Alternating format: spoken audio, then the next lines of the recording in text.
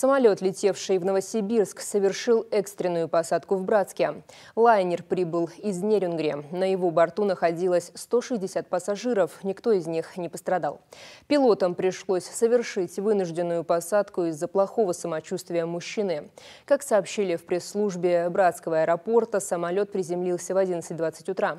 Мужчину с подозрением на инфаркт и его супругу медики скорой помощи доставили в больницу.